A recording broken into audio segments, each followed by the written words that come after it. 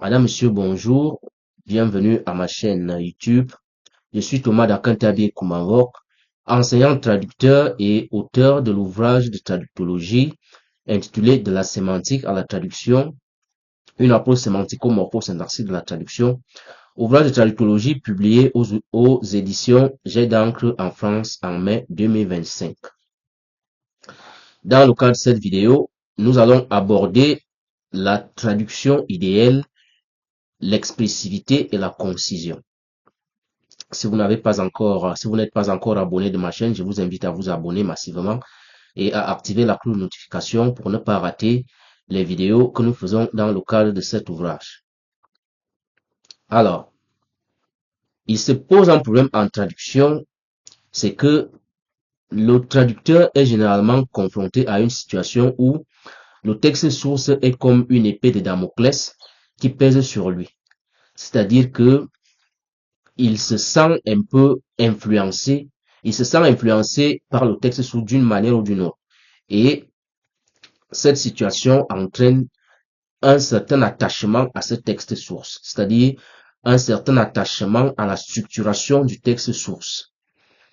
Et étant donné que la traduction n'est pas une question de structure, notre mission consiste à capaciter le traducteur, c'est-à-dire à lui proposer des outils qui peuvent l'aider à dépasser la structure, c'est-à-dire à aller au-delà de la structure, à extrapoler pour pouvoir réussir l'acte traductif.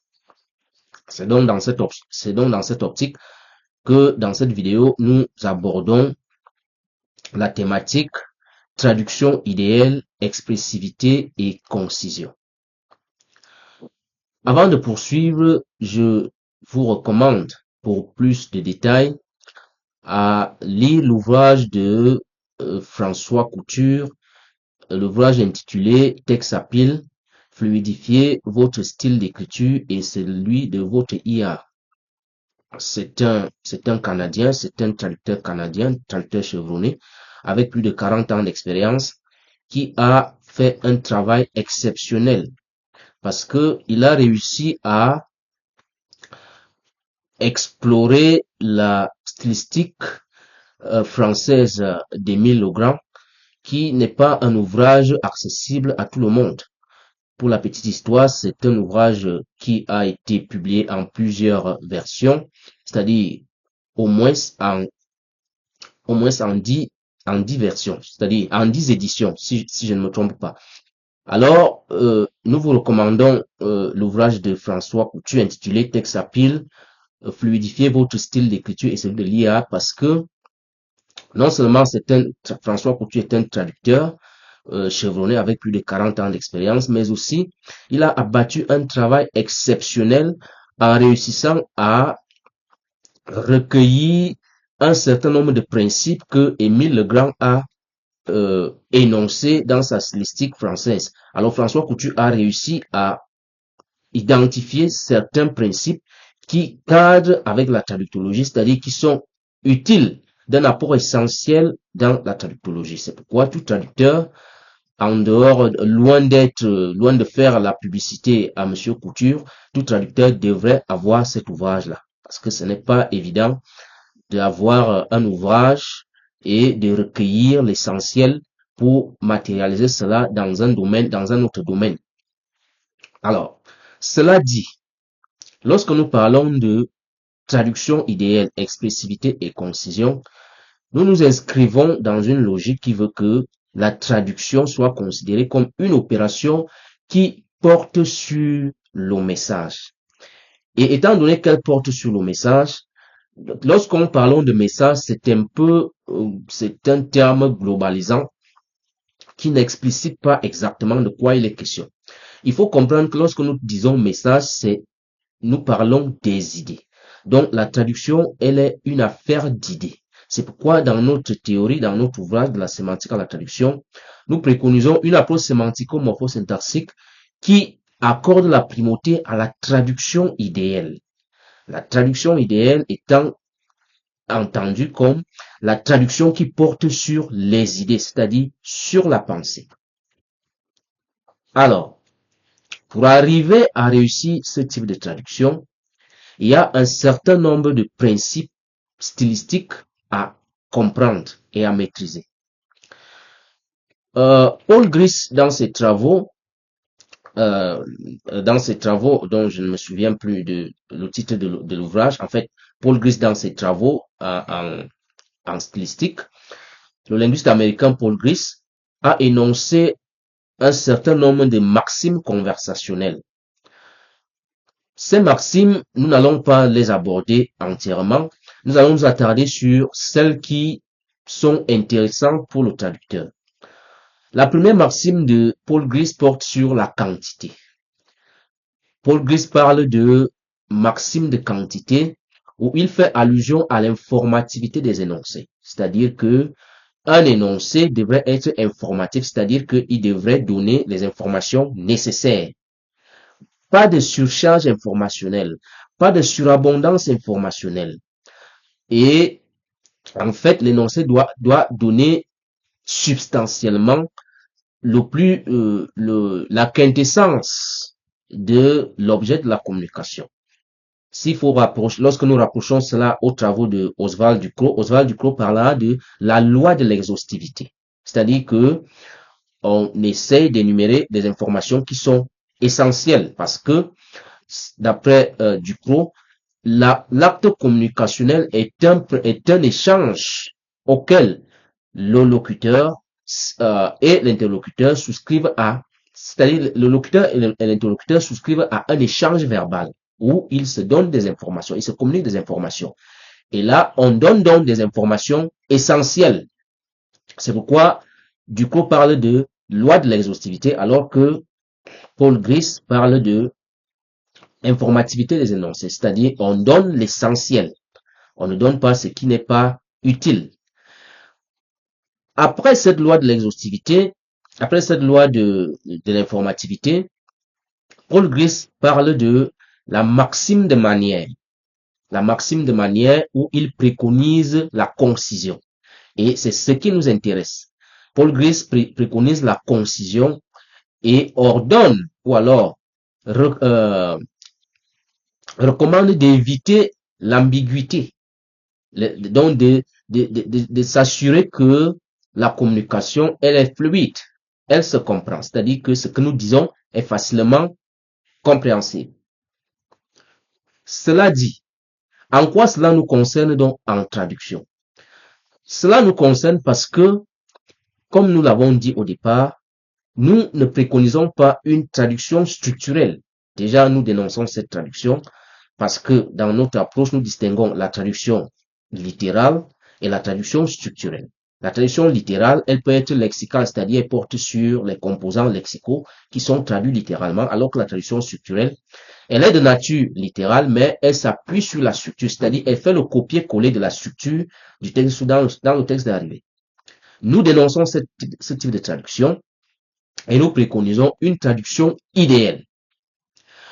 Pour arriver à produire des traductions idéales, il y a donc un certain nombre de principes que nous devons être capables d'appliquer. C'est-à-dire, le prérequis, c'est de comprendre que la structure nous sert juste de point de départ. Ce n'est pas elle, on ne va pas travailler sur elle. Elle va nous servir, elle nous sert de décor. Nous allons récolter, nous allons ramasser ce qui ressort substantiellement sur le plan sémantique de cette structure. Sur le plan sémantico-pragmatique, nous allons ramasser l'essentiel et c'est cet essentiel-là que nous allons traduire. Une fois cela compris, nous allons éviter des tournures qui vont nous produire un style maladroit. C'est pourquoi quand vous lisez les travaux de François Coutu dans son texte Appeal, fluidifier votre style d'écriture et celui de l'IA, il propose parmi ces principes, il énonce le principe de l'actif, du passif à l'actif. Il recommande de traduire le passif par l'actif parce que cela est plus expressif. Et nous corroborons ce point de vue parce que la voix active est plus expressive par rapport à la voix passive. Alors, à titre d'exemple, Si nous disons a decision, si la phrase anglaise dit a decision was made by the government to build a second bridge on the river. A decision was made by the government to build a second bridge on the river. Ça, c'est une phrase passive. Le traducteur devrait comprendre que ce n'est pas la structure là qu'il est appelé à reproduire. Il peut la reproduire. Il peut la reproduire. Nous n'avons pas de problème avec ça. Mais nous préconisons une traduction idéale, expressive. Et pour qu'elle soit idéale et expressive, ce qui nous intéresse, c'est l'idée, c'est la quintessence. C'est-à-dire ce que Louis Hemslev et Vigo Brondal appellent la substance du contenu. L'idée essentielle qui est là, c'est que le gouvernement a décidé de construire un deuxième pont, un second pont sur le gouvernement a décidé de construire un second pont sur le fleuve. Parce que si nous faisons une traduction structurelle, on dira une décision a été prise par le gouvernement de construire un second pont sur le fleuve. Or, comme nous préconisons la traduction idéale, nous préconisons donc que cette traduction idéale s'appuie sur l'expressivité qui veut que, d'après les recommandations de François Couture, que le passif soit traduit par l'actif. Voilà pourquoi nous n'allons pas traduire la voix passive, nous allons utiliser la voix active et nous dirons le gouvernement a décidé de construire un second pont sur le fleuve parce que François Couture estime que il faut utiliser les verbes expressifs et privilégier le sujet dans la phrase au lieu de commencer par une décision a été prise. Non, donc il faut éviter la voix passive ici et utiliser la voix active. Il y a un autre principe que François Couture souligne également dans son texte à pile, c'est le principe de l'économie syntaxique. Lorsque nous analysons les exemples qu'il donne, nous apercevons qu'il s'agit, qu'il est en train d'évoquer de manière implicite, il est en train d'évoquer le principe de l'économie syntaxique que nous pouvons encore qualifier de condensation sémantique, c'est-à-dire que on évite des tournures, des constructions surchargées, on évite cette surcharge sémantique et on utilise, on rentre dans la concision, c'est-à-dire on obéit à la loi de Paul Gris, à la maxime de Paul Gris qui porte sur la manière, c'est-à-dire il demande d'éviter l'obscurité d'expression. Et comme exemple, si nous disons en anglais, the reason why he failed the reason why he failed is that he did not study. The reason why he failed is not he did not. The reason why he failed the exam is that he did not study. Une traduction structurelle qui s'appuie sur ce qui est dit là va nous donner la raison pour laquelle il a échoué son examen. La raison pour laquelle il a échoué est qu'il n'a pas étudié. C'est une traduction structurelle. Or, dans notre approche, nous nous intéressons au contenu, c'est-à-dire à l'idée. C'est l'idée que nous traduisons. Et l'idée qui ressort de cette phrase, c'est que il a échoué parce qu'il n'a pas étudié.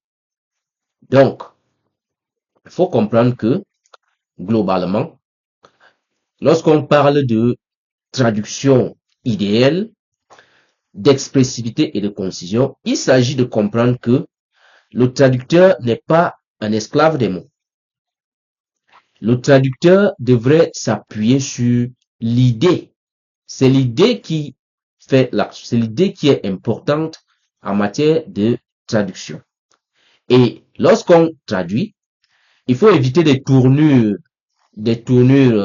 maladroites et plus précisément, nous ne disons pas que le passif est interdit, mais nous privilégions le passage du passif à l'actif. C'est ce que recommande François Couture. Et c'est ça, et c'est d'ailleurs ce que recommande Émile Legrand dans sa stylistique française. Donc, privilégier l'actif par rapport au passif, privilégier la concision, c'est-à-dire la clarté, comme le recommande Paul Gris dans ses maximes conversationnelles, notamment sa maxime de manière, privilégier la concision, c'est-à-dire éviter des informations superflues qui ne nous apportent pas,